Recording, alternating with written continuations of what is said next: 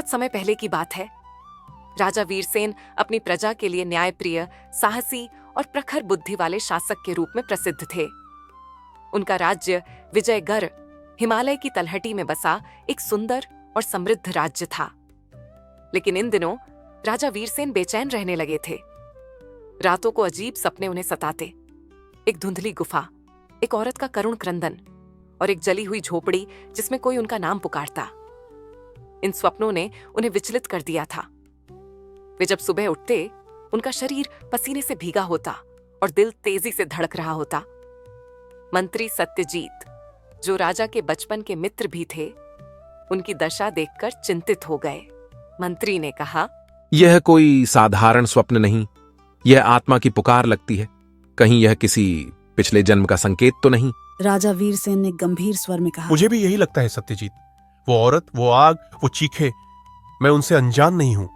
मैं उन्हें पहचानता हूं, लेकिन कैसे? मंत्री ने कुछ देर सोचने के बाद प्रस्ताव रखा। महाराज, हमें वनगंगा की घाटी जाना चाहिए।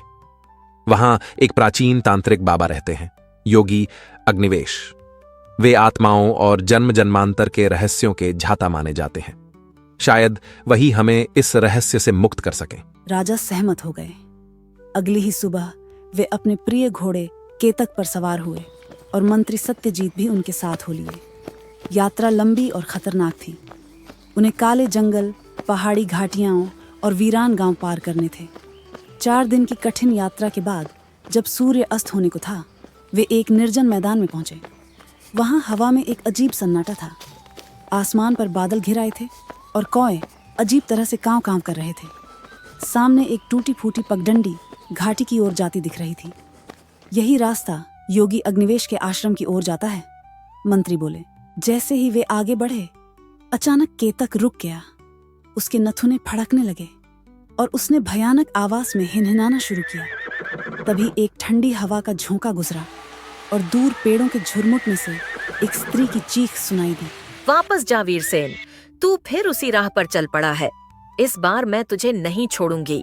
राजा के माथे पर पसीना छलक आया।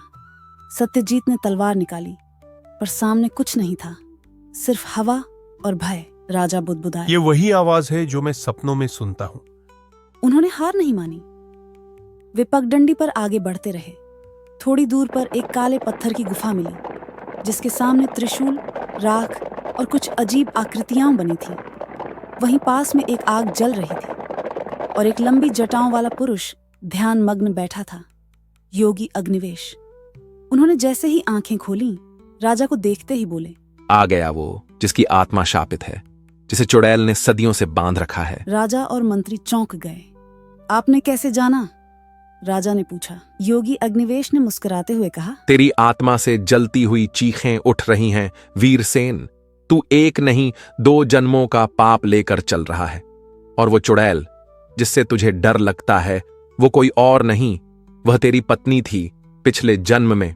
सन्नाटा छा गया। मंत्री अवाक थे, राजा स्तब्ध। विस्तार से बताइए महायोगी, राजा ने कहा। योगी अग्निवेश बोले,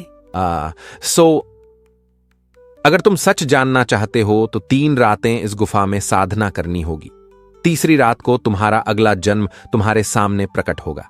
लेकिन सावधान रहना, क्योंकि सच हमेशा मुक्ति नहीं देता। कभी कभी वह तुम्हें और गहराई में भेद वीडियो देता है। पसंद आ रहा है तो चैनल को सब्सक्राइब कीजिए, लाइक कीजिए, शेयर कीजिए, कमेंट कीजिए और इंटरेस्टिंग वीडियो देखने के लिए इस चैनल को सब्सक्राइब ज़रूर करें। धन्यवाद।